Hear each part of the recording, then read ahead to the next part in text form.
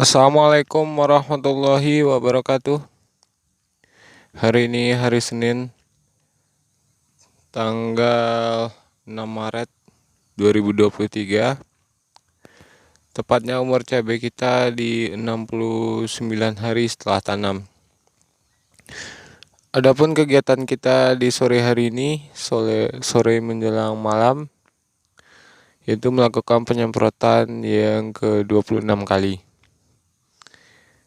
Untuk pestisida dan pupuk yang kita gunakan di penyemprotan kali ini yaitu untuk insektisidanya kita menggunakan 3 insektisida. Yang pertama Aplat 10 WP untuk antisipasi kutu-kutuan. Yang kedua Cipronek ini untuk antisipasi lalat buah dan ulat. Dan yang ketiga ini untuk antisipasi kutu-kutuan, terutama trip. Jadi kita antisipasi trip di dalam bunga supaya produksi buah normal. Dan untuk fungisidanya kita masukkan Beyond M. Jadi di penyemprotan kali ini kita hanya memasukkan satu fungisida yaitu Beyond M. Dan untuk pupuknya kita menggunakan Merauke MKP karena ini udah di fase pembungaan dan pembuahan, jadi kita menggunakan unsur fosfat dan kalium. Dan pupuk selanjutnya yaitu Merauke Vitoplex. Ini pupuk mikro majemuk untuk pelengkap. Dan ini nutrisi pelindung tanaman Astonis. Jadi di dalam Astonis ini ada unsur kalsiumnya dan juga untuk mencegah kerontokan bunga. Dan untuk perata dan penembusnya kita gunakan spreader. Oke sahabat Tala, kita lakukan pengadukan dan kita lakukan penyemprotan sampai selesai.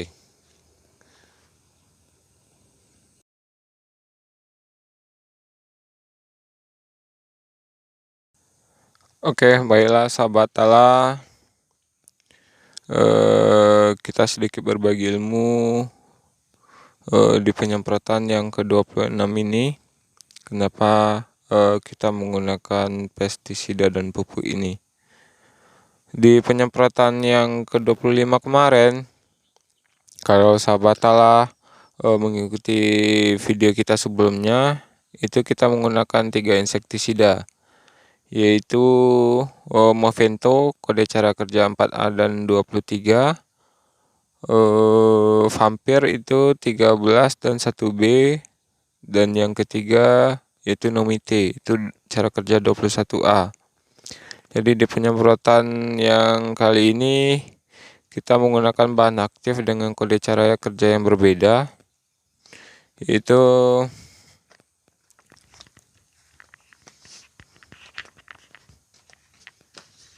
yang pertama kita masih menggunakan Aplat.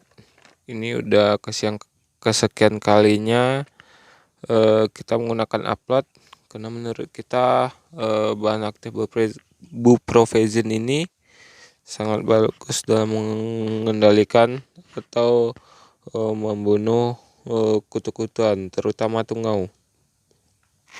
Aplat 10 WP bahan aktifnya buprofezin.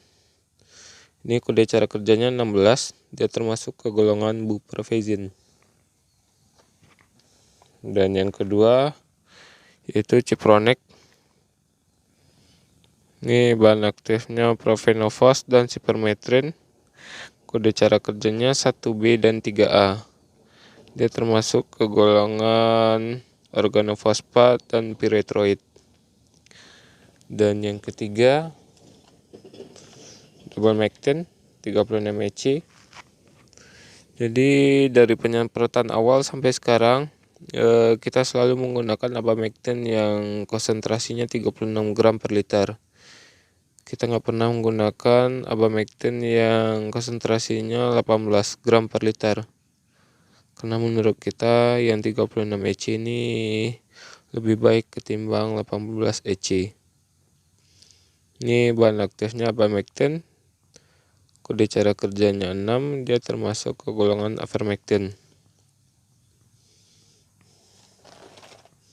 Dan ini untuk antisipasi lalat buah di umur cabai kita yang ke-69 ini, karena sebentar lagi buah-buah akan banyak, jadi kita harus antisipasi dari sekarang serangan lalat buah yang ada di cabai kita.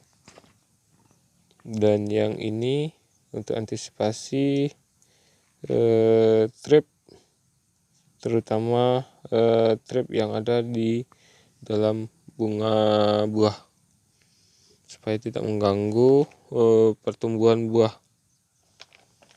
Dan untuk fungisidanya kita menggunakan Beyond App untuk pelindung tanaman kita, karena di Beyond M itu bahan aktifnya asabenzolat S-metil dan mancozeb.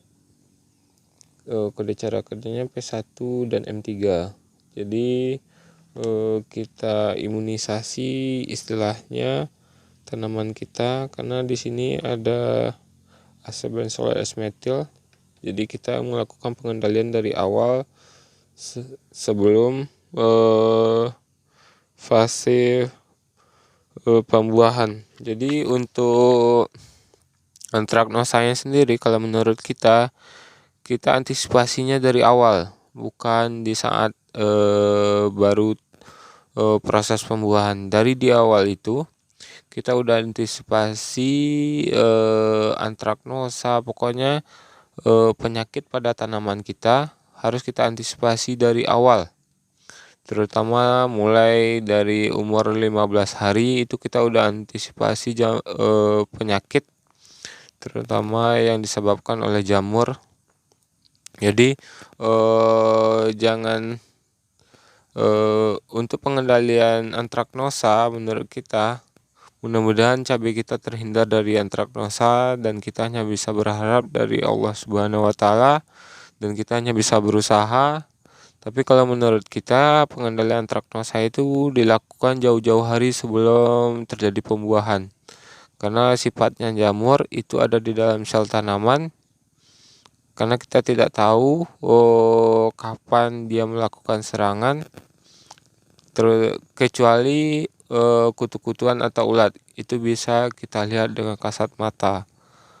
Dan untuk jamurnya sendiri kita tidak bisa melihat secara kasat mata, karena dia adanya di dalam jaringan sel cabai.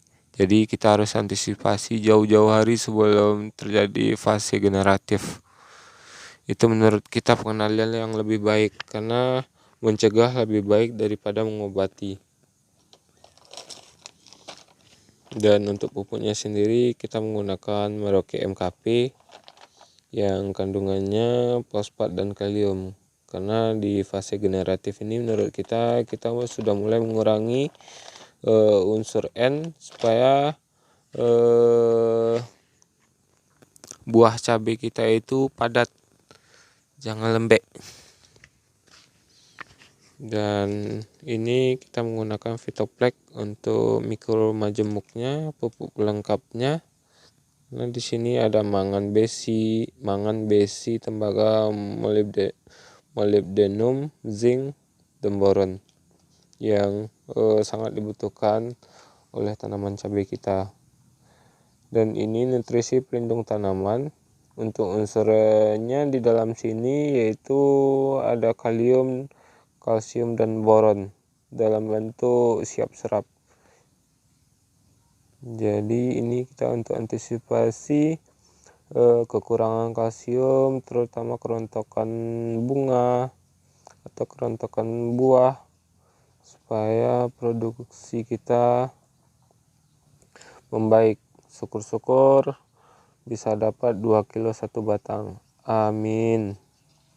Untuk berkatnya kita menggunakan spreader lagi. Oke, sahabat Allah, itulah sedikit tips atau berbagi ilmu bagi kita Kenapa alasan kita menggunakan insektisida dan fungisida ini di penyemprotan kita yang ke-26 ini. Inilah kondisi cabai kita di usia 69 hari setelah tanam. Semoga sesuai dengan harapan kita, produktivitasnya,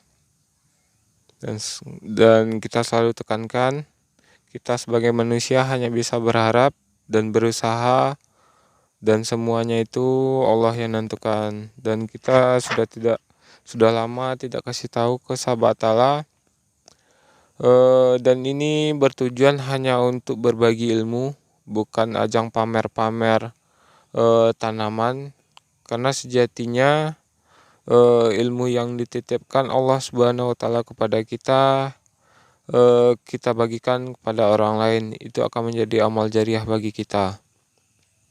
Jadi kita tekankan, ini bukan untuk ajang pamer ilmu atau pamer bentuk cabai kita bagus, tidak. Dan di sini kita tidak bermaksud untuk ria. Oke, sekian dulu sahabat Tala di penyemprotan kita yang ke-26 ini di umur cabai 69 hari setelah tanam. Sekian dulu. Assalamualaikum warahmatullahi wabarakatuh.